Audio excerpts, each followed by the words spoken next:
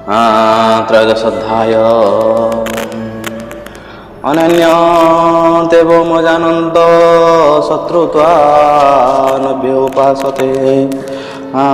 तेऽपि जातितरन्तेभ्यो मृतिं श्रुतो परायण। आउ केही ए प्रकार उपाय मान न जानी अपर व्यक्ति ठारू श्रवण करी उपासना करती शुणिवा कथा अनुसार सदायुक्त होई कर्म करती बोली से माने मध्य संसार मुक्त हुअन्ति। तीन प्रकार भक्त भगवान को उपासना करती उत्तम भक्त मध्यम भक्त और अधम भक्त। यही तीन प्रकार भक्त मानक तीन प्रकार साधना कथा कहगला।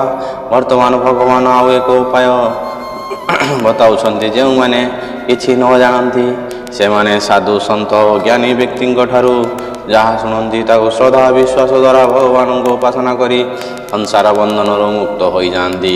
कथारे अच्छी दृढ़े तरंती मूढ़े तरंती मझी मझी काबुड़ी मरती दृढ़े तरंती अर्थात जो मैंने गुरु आश्रित हो ध्यान जोग ज्ञान जोग कर्म जोग माध्यम भगवान को पाइबापी चेष्टा चलाऊ था।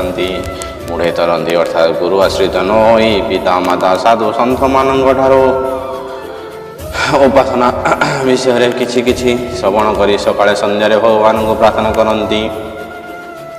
शरणापन्न होई श्रद्धा विश्वास भगवान को प्रणाम करती से माने मध्य तरी जाती।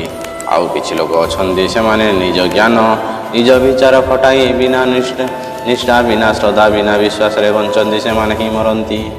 यावत् संजयते किंचित् स्थावर जंगमम क्षेत्र क्षेत्रज्ञ संजोगात विधि भरतोत्सव।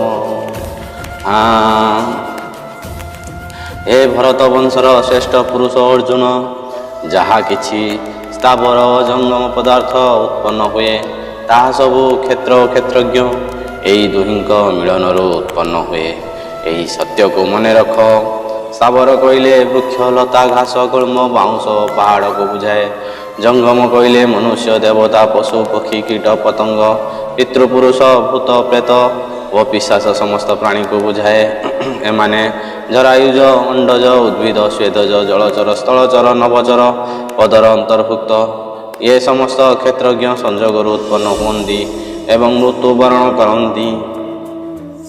स्थावर ओ जंगम जहाँ किछि दृष्टिगोचर हुए ताकू प्रकृति कहुए। यही प्रकृति सहित जो पुरुषंकर मिलन घटे ताकू क्षेत्रज्ञ कहुए। मोटामोटी प्रकृति और ब्रह्म मिलन हेतु ये सब प्रकाशित हुए। एथुर स्पष्ट जना जाए प्रत्येक जीव प्रत्येक वस्तु भगवान अंश विशेष। समं सर्वेषु भूतेषु तिष्ठतं परमेश्वरं विनश्यत्य स विनश्यन्तं ज पश्यति स पश्यति। सर्वभूतरे समभावरे विराजित परमेश्वर समस्त जगत विनिष्ट हेले मध्य से विनाश हुअन्ति नहीं। यही सत्य बुझे अनुभव करिछि से प्रकृतरे ज्ञानी हटे।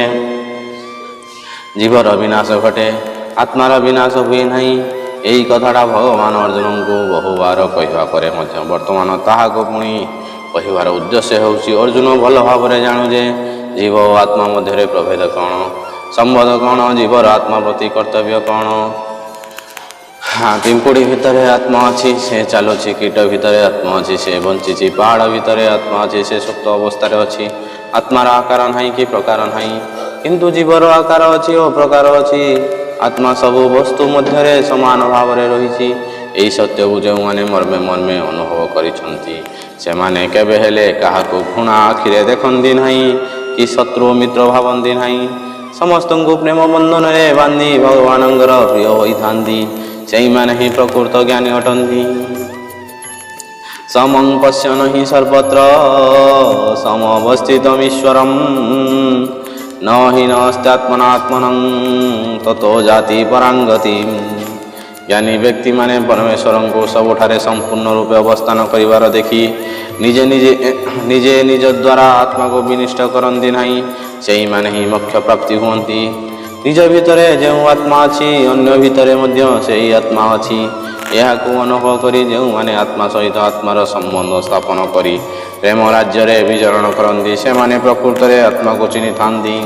हसिकी पदे कथा कहवा କାହାକୁ ନମସ୍କାର କରିବା, କାହାକୁ ସାହାଯ୍ୟ କରିବା ଦ୍ୱାରା ଯେଉଁ ସ୍ନେହର ଆଦାନ ପ୍ରଦାନ ହୁଏ, ତାହା ଦ୍ୱାରା ଆତ୍ମା ସହିତ ଆତ୍ମାର ମିଳନ ଘଟେ। ଏହି ମିଳନ ହିଁ ଜୀବକୁ ଊର୍ଦ୍ଧ୍ୱମୁଖୀ କରିଥାଏ।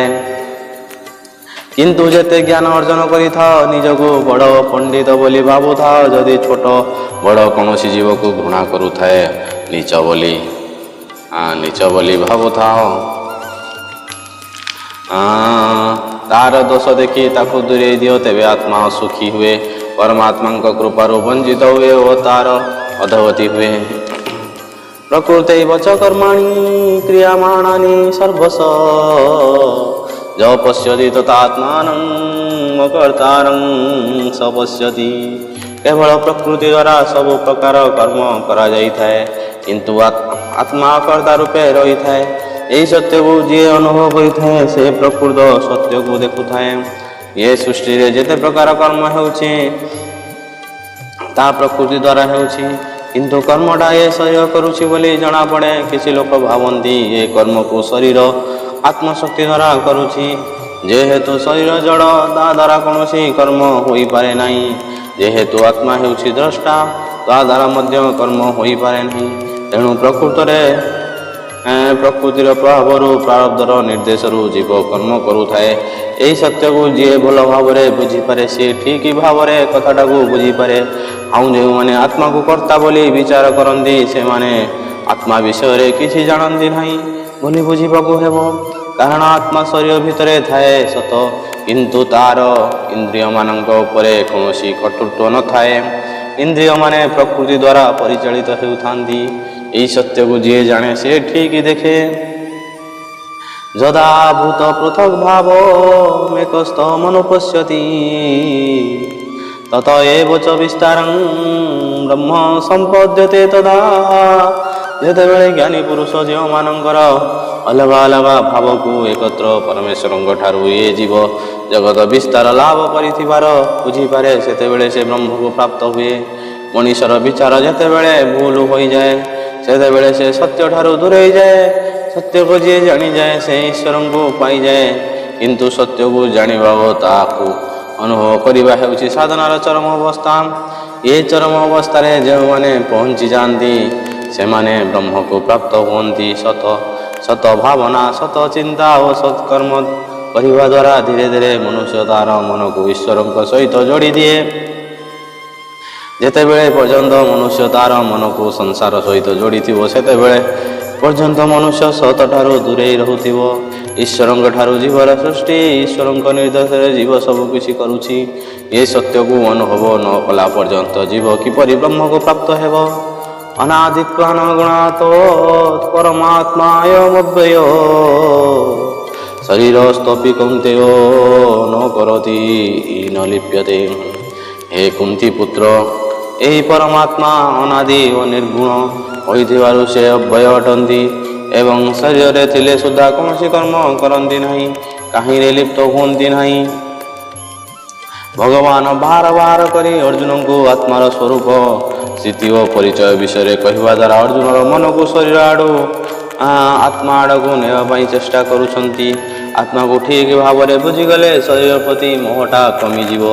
ଶରୀର ପ୍ରତି ମୋହଟା ଥିବା ପର୍ଯ୍ୟନ୍ତ ମନୁଷ୍ୟ କେବେ ହେଲେ ସଂସାର ପ୍ରତି ମୋହ ତୁଟାଇ ପାରିବ ନାହିଁ। ତେଣୁ ଏ ଶ୍ଲୋକରେ ଭଗବାନ କହୁଛନ୍ତି, ହେ ଅର୍ଜୁନ, ପରମାତ୍ମା ହେଉଛନ୍ତି ଅନାଦି ଓ ନିର୍ଗୁଣ। ପରମାତ୍ମାଙ୍କର ଅଂଶ ଆତ୍ମା ହୋଇଥିବାରୁ ଆତ୍ମା ମଧ୍ୟ ଅନାଦି ଓ ନିର୍ଗୁଣ। ଏହି ଆତ୍ମା ଶରୀର ଭିତରେ ଥିଲେ ମଧ୍ୟ ସେ ଜୀବର କର୍ମ ସହିତ ଲିପ୍ତ ନଥାନ୍ତି କି କର୍ମଫଳ ସହିତ ଭାଗୀଦାର ହୋଇନଥାନ୍ତି। ଓಂ ନମୋ ଭଗବତେ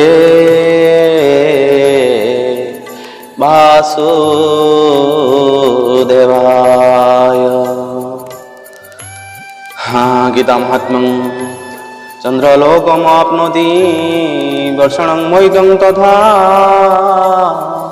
গীতার্থমেকপাদঞ্চ শল্কমধ্যায়মেব চ স্মরস্তেক্তং জনং দেহং প্রয়াতি পরমং পদং গীতার্থমপি পার্থিবা শৃণুয়াদন্তকালত মহাপাতকযুক্তে বিমুক্তি ভাগী ভবে জনম। গীতা পুস্তক সংযুক্তং प्राणं त्यक्त्वा प्रयाति च स वैकुण्ठमाप्नोति विष्णुना सह मोदते गीताध्याया समायुक्तं मृतं मानुषतं भजेत् गीताभ्यासं पुनः कृत्वा लभते मुक्तिमुत्तमम् गीते तु चारसंयुक्तं म्रियमाणं गतिं लभेत् जद जद कर्मं च सर्वत्र गीतापाठप्रकीर्तितं तद कर्मज निर्देशं भूत्वा पुण्यतमाप्नुयात् जे गीतारु 10ଟି 7ଟି 5ଟି 4ଟି 3ଟି 2ଟି ଗୋଟିଏ ଅବା 10ଟିଏ ପଢ଼େ ଅଇତ ବର୍ଷ ଯାଏ ଚନ୍ଦ୍ରଲୋକରେ ବାସ କରେ ଯେ ଗୀତାର ଗୋଟିଏ ପାଦ ପଢ଼େ ସେ ପରମପଦ ପାଏ ଯେ ଗୀତା ପଢ଼େ ବା ଶୁଣେ ସେ ମହାପାତକରୁ ମୁକ୍ତ ହୋଇଯାଏ ଯେ ହାତରେ ଗୀତା ପୁସ୍ତକ ଧରିଥାଏ ସେ ବୈକୁଣ୍ଠ ପ୍ରାପ୍ତ ହୋଇ ବିଷ୍ଣୁ ପାର୍ଷଦ ହୁଏ ମଲା ସମୟରେ ଗୀତାକୁ ଅଧ୍ୟାୟ ଶୁଣିଲେ ସେ ମୁକ୍ତି ପାଏ ଯେ ଯେଉଁ କର୍ମ ଇଚ୍ଛା କରୁ ଗୀତା ପାଠ ଦ୍ୱାରା ତାହା ସଫଳ ହୁଏ ଓಂ ତ୍ରୟମ୍ବକଂ ଯଜାମହେ ସୁଗନ୍ଧିଂ ପୁଷ୍ଟିବର୍ଧନଂ उर्वारुकमिव वन्दनात्